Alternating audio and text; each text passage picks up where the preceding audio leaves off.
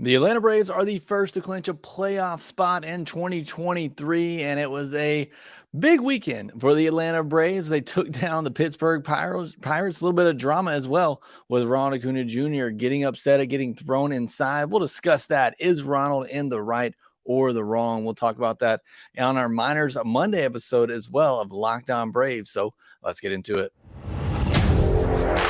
You are Locked On Braves, your daily Atlanta Braves podcast. Part of the Locked On Podcast Network, your team every day.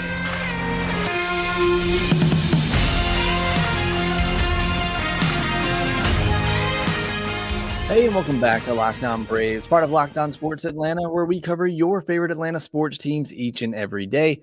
I am your host, Jake Mastriani. You can follow me on Twitter at ShortstopBall. Also, make sure you check out my written work over at BravesToday.com.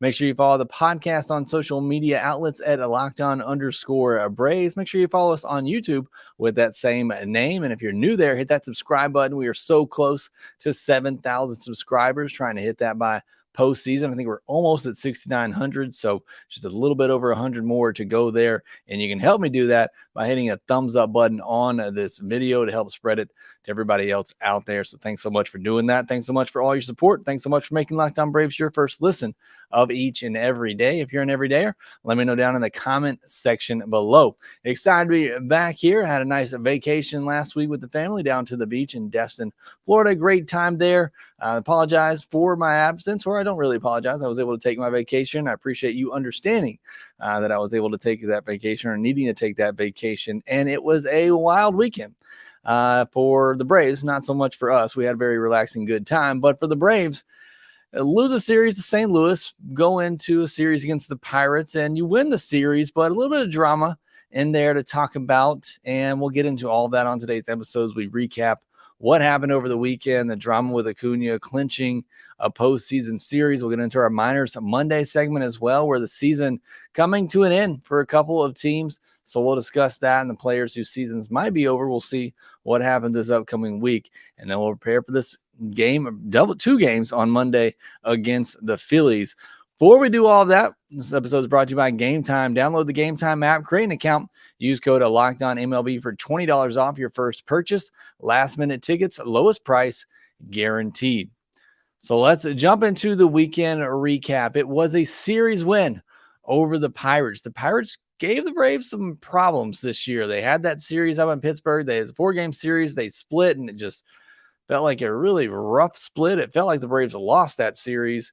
And then this one again, you had, win Friday, loss on Saturday, and the Braves were able to come back on Sunday to win the series. So, a bit of a struggling series for the Braves this year going up against the Pirates, but that is over now. They will not face them again in 2023. We'll see if any of this boils over into 2024. I certainly hope not, but the Braves do get a series win, which is nice.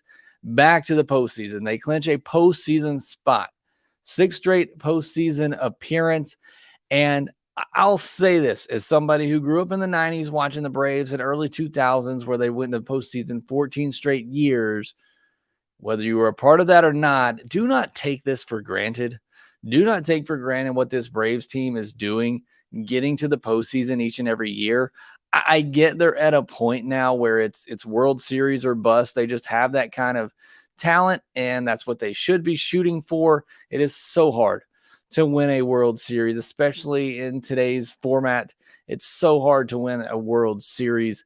You put all your eggs in that basket, you're setting yourself up for disappointment. I say this at the beginning of every year. It's about the journey. You spend 162 days in the regular season watching this team, enjoying the journey to get to this point where you at least have a chance in the postseason. And that's what the Braves have done this year already. Again, the first one's to clinch. That's what they've done now 6 years in a row. They've gotten to the point where they give themselves a chance. And as well as I do from the 2021 season, it's all about just getting there. And then whoever gets hot, whoever's healthy at the right time. Hopefully this year, the Braves find that right mix once again. But still, please do not take it for granted that this team just got to another postseason because that's what they were supposed to do. Look at the Mets, the highest payroll in all of baseball. And I'm not trying to take a shot at the Mets here, but everybody had them picked to make the postseason. Other teams as well. You can probably think of a number of examples. Look at the Cardinals. Nobody saw them falling out the way that they did this year. It's not easy getting to the postseason. And the Braves were able to do it in rather easy fashion this year, but do not take it for granted. And obviously the work's not done yet. They want to win a World Series. They want to win this division. And their magic number for that is 6. They could clinch with 3 wins in Philadelphia this week. They could have this thing clinched by Wednesday, the division that is. So we'll see what happens there. But again, you could take one thing away from this podcast, don't take it for granted. You play an entire regular season just to get to this point. I love the journey of baseball. I love the 162 because you never really know what's going to happen in the postseason. But that journey to get there is what I love so much about baseball. And again, I don't want people to just forget this journey. If they do go 1-out in the postseason or whatever it may be, whatever the outcome may be, I don't want you to forget this journey because it's been a fun one and it's not quite over yet. A lot of work left to be done. And it all starts with that Sunday win when they clinch that postseason berth, and a nice win on Sunday. They've had trouble winning on Sundays here lately, and it looked like it was going to be the case again, but you get a nice comeback late. The offense finally wakes up. You get a good start from Alan Winans, which we'll talk about in a second. So a good comeback win on Sunday to win the series, clinch a postseason berth where they will be going to the postseason for a 6th straight time.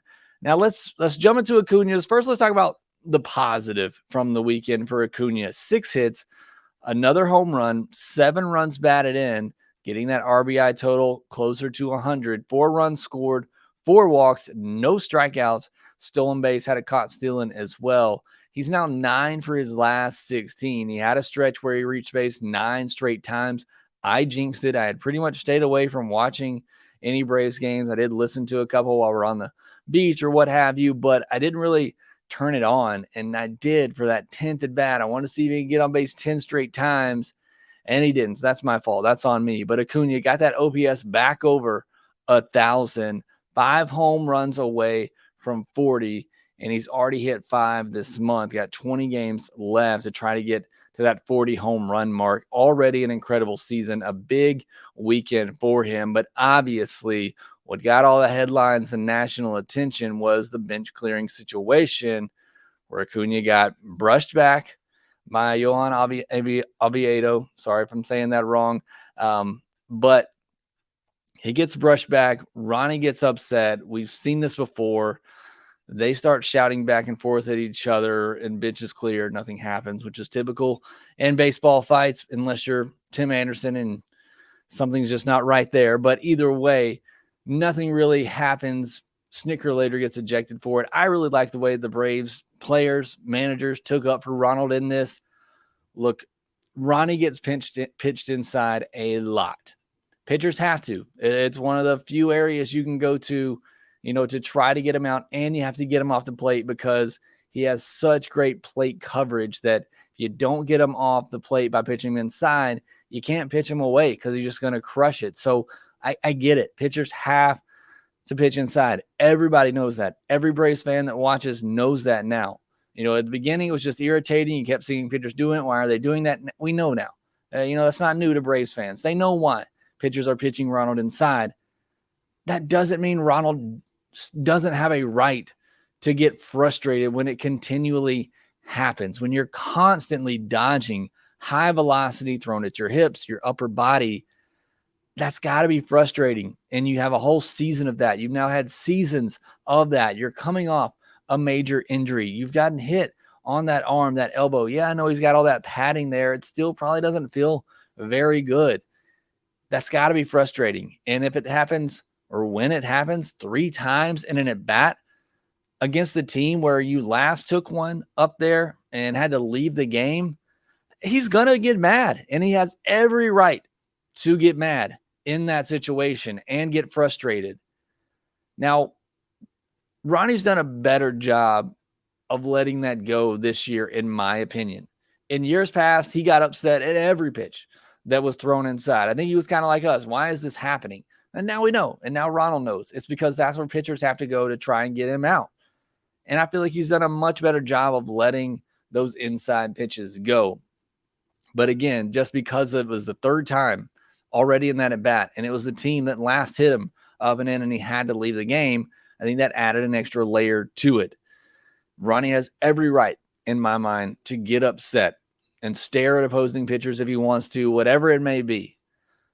In my mind, Oviedo's the one that escalates this by the yelling. I saw another video. It looked like maybe Ronald took a step forward first. It looked Oviedo never went back to his mound. He just kind of stood there looking at Ronald, and then the two started jawing. I haven't seen who started saying anything first. I would imagine it's Oviedo because, again, we've seen this from Ronnie a lot, where he gets thrown inside and he just kind of stares at the pitcher. He doesn't ever say anything, but the way Oviedo just came, charging towards Acuna, shouting like a madman, to my mind, he's the one who escalated this, not Ronnie. And can Ronnie be a little dramatic sometimes? Yes. When he gets hit, whatever it may be, he can sometimes be a little bit dramatic.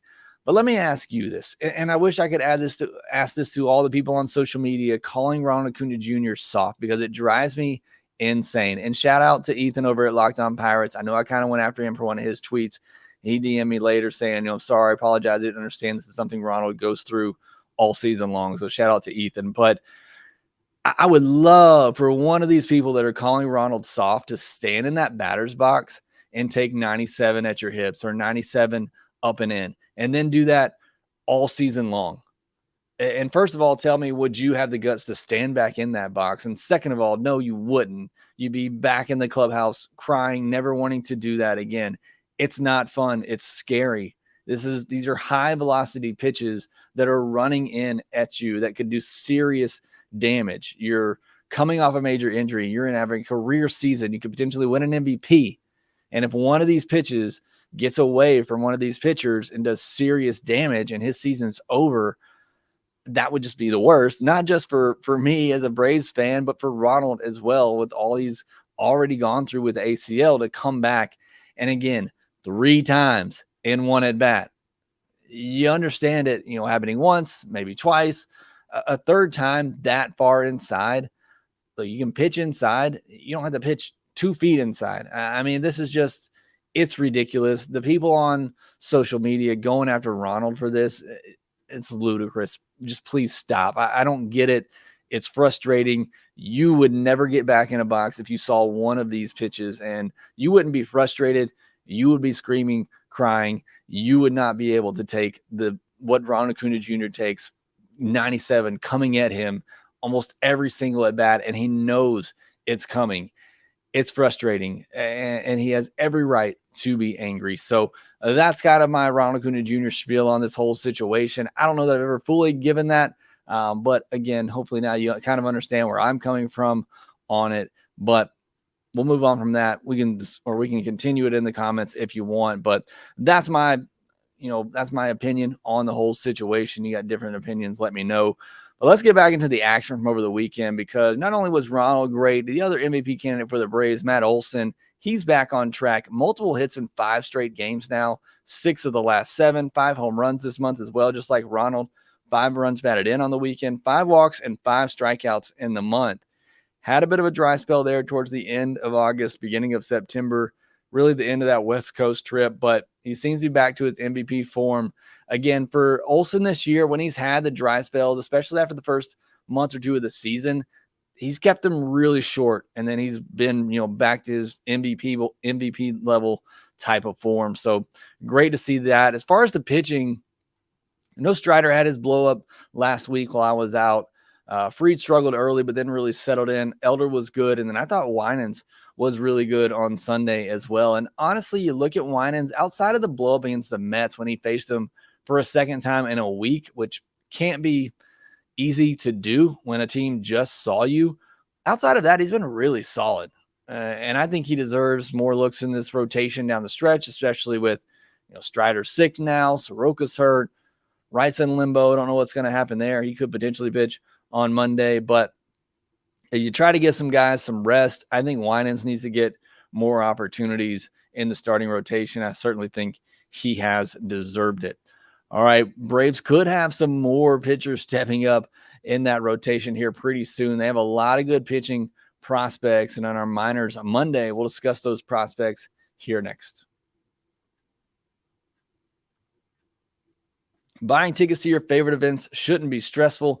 Gametime is the fast and easy way to buy tickets for all sports, music, comedy, and theater near you with killer deals on last-minute tickets at their best price guarantee. You can stop stressing over the tickets and get excited for all the fun you're going to have. Postseason tickets, you want to get ready for those, you can do it over at Gametime. I've used them a couple of times now. It is super simple and easy to use. It is a great experience. I'm talking to one of my cousins the other day that used Gametime for some tickets, said it was so easy and was grateful that I gave him the code to use for $20 off, which you can get on your first purchase when you download the Gametime app, create an account, and use code LOCKEDONMLB. Terms do apply. Again, create an account, redeem code LOCKEDONMLB for $20 off. Gametime. Download the Gametime app today. Last minute tickets, lowest price guaranteed. Braves will start a 4-game series with the Phillies, starting with a doubleheader at 1:05 p.m. Eastern on Monday. Catch every pitch of the Braves' hometown broadcast with SiriusXM on the SXM app. Search Braves.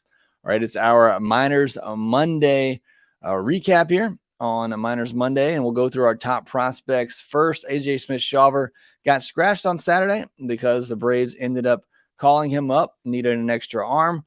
I got to figure he's going to pitch in one of the games. I would imagine whatever game Charlie Morton doesn't pitch in, that A.J. Smith-Shawver will pitch in that. But he's only thrown 2/3 of an inning since August 15th, so not very stretched out at the moment. Maybe this kind of works his way into getting looked at as a reliever for potentially the postseason. We'll see how the Braves decide to handle A.J. Smith-Shawver here the rest of the way.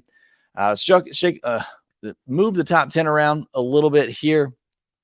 Hurston Waldrop, second on the list according to MLB Pipeline. He went 3 innings, 2 hits, 3 walks, 2 earned, 2 strikeouts. I guess you could say maybe that was his roughest outing of his professional career so far. Certainly don't like the walks that we've seen from Waldrop, but obviously he's already up to Double-A and looking like he can handle the competition there. So again, if that's his worst, he's obviously been pitching pretty well. Speaking of somebody pitching pretty well, Spencer Schwellenbach, 6 innings of no-hit baseball, no walks, no earned, and 6 strikeouts in his last outing at Rome.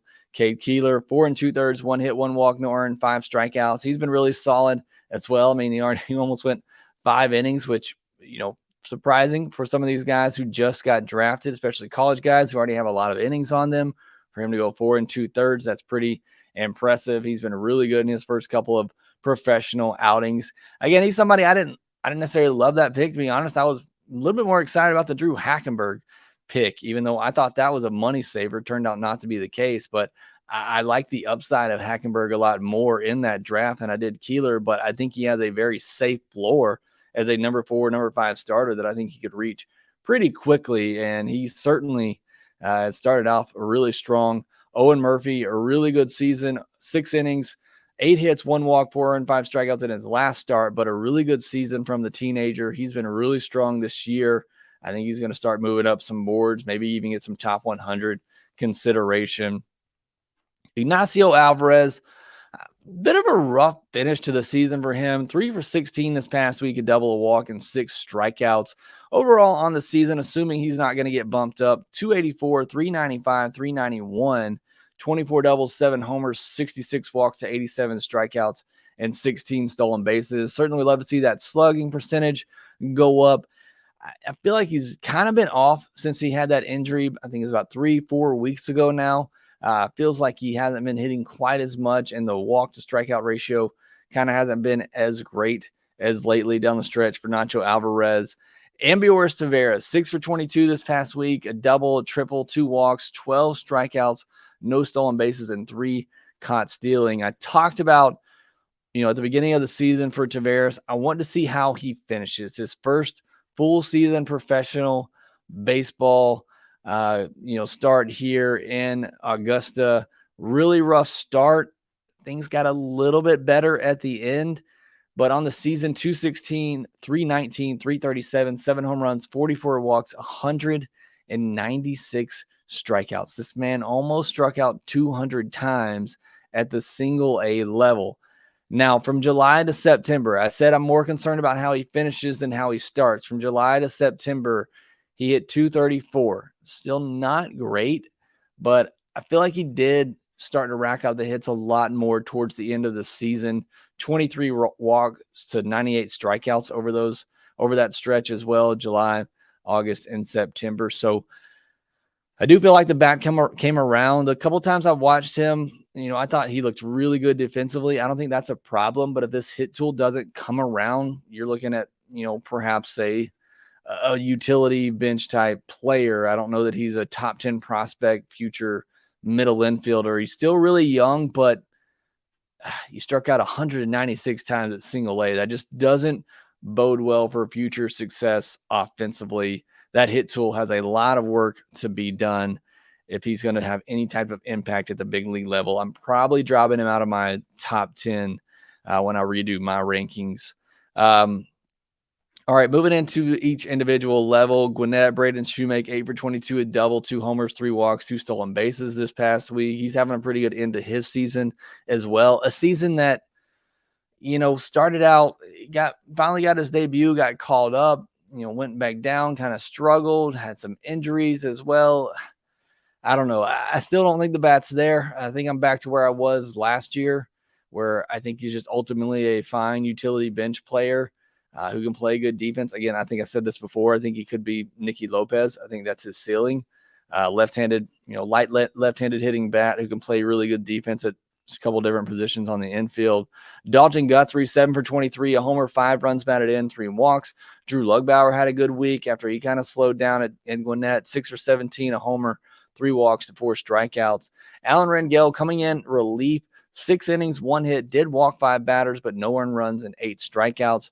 And Jared Schuster, 6 innings, 3 hits. He also walked 5 batters. I don't know what was going on there. 1 earned run, 7 strikeouts. So pitchers at Gwinnett walking a lot of batters, not getting up a lot of hits or runs, and striking out some batters as well. So very interesting stat lines for those 2 pitchers. At Mississippi, it's got 1 week left. They're not going to make the postseason, unfortunately. Cody Milligan, 10-hit week. He went 10 for 25, a triple, homer, 3 walks, and 5 stolen bases. Drake Baldwin had his best week at Mississippi, 8 for 23, a double, 2 walks. Drew Campbell, 6 for 14, 2 doubles, a walk, a stolen base. Luis Diavila, who for me this year, I feel like, up and down. I feel like 1 week I'll call his name, 1 week he doesn't make the hot sheet. 6 innings, 1 hit, 3 walks, 1 hit batter, no earned, and 11 strikeouts. You look at his overall numbers, really solid, but like I said, I feel like there's been some inconsistency there for him. Domingo Robles, 6 2/3, 2 hits, 1 walk, 1 hit batter, 1 earned run, and 7 strikeouts. Now I move to Rome and Augusta, and their seasons are over. At Rome, Keyshawn Ogans had a really good second half of the season, 7 for 22, 3 doubles, 3 walks. Kevin Kilpatrick, 5 for 18, 2 doubles, a triple, 5 walk, 4 stolen bases, and 7 runs scored. On the season for Kilpatrick, /226, 333, 333. Don't love to see that slug, the same as the on base. 21 doubles, 7 triples, 5 home runs, 68 walks, and 140 strikeouts, 32 stolen bases as well.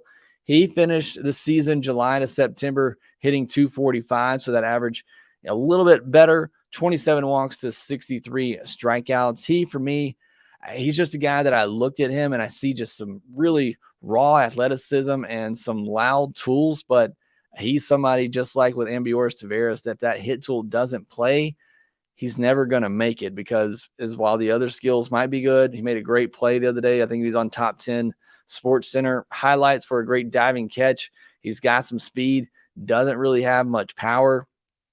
But again, the tools just, when you watch him play, look really loud, and it just feels like there's potential there, but got to get that hit tool up.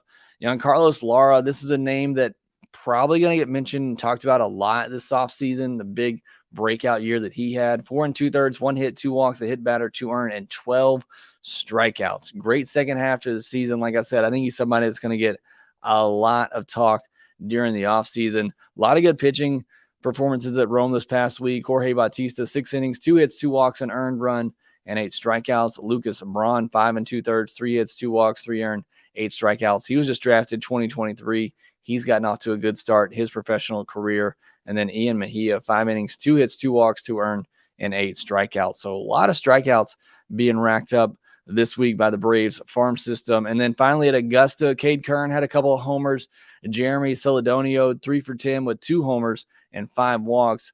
And on the pitching side, more good pitching performances. Luis Vargas, 5 innings, 3 hits, 1 walk, no earned, 9 strikeouts. Riley Goins, 4 innings, 1 hit, 2 walks, no earned, and 8 strikeouts. And then Drue Hackenberg, who I mentioned earlier, I think he's got some upside in there. It's definitely some reliever risk with that fastball slider combination, but 3 innings, 3 hits, a walk, no earned, and 7 strikeouts. And Garrett Bauman made his first professional start as well, the 4th round pick from this past year. 2 innings, 1 hit, 2 walks, 1 earned, and 1 strikeout. So that's your Miners Monday recap there. Again, a couple of system season comes to an end, so this will be a shorter segment going forward, and then I'll start doing just some rewinds, looking at some of these guys and breaking down their season totals, especially some of the top prospects. We'll probably do that here in a couple of weeks when all the seasons are ended. But really looking forward to doing that. Really looking forward to doing a deep dive into a lot of these players in the offseason. We got a lot to get to at the big league level before that can happen. And it starts on Monday with a doubleheader against the Philadelphia Phillies. We'll discuss that next.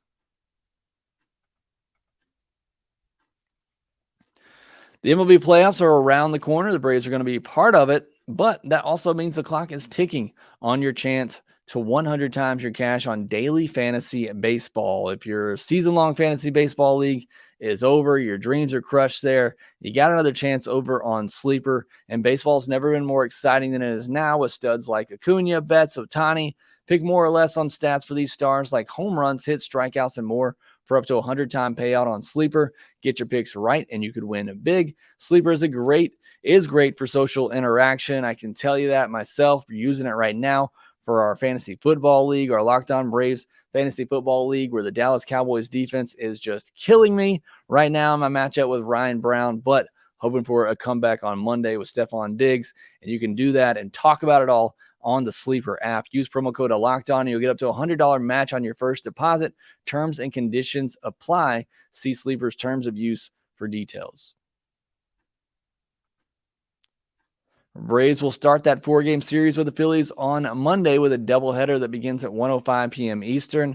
Catch every pitch of the Braves' hometown broadcast with SiriusXM on the SXM app. Search Braves. So, full disclosure, recording this on a Sunday night as I got a big Monday, but don't know who's going to pitch the second game of this doubleheader on Monday. Brian Snitker hinted that it could be Kyle Wright, but was not ready to commit to that just yet. Imagine they're going to see how he's doing, how he's feeling before they make that decision. We do know Charlie Morton is going to be one of those pitchers, and really curious to see how Charlie Morton comes back here.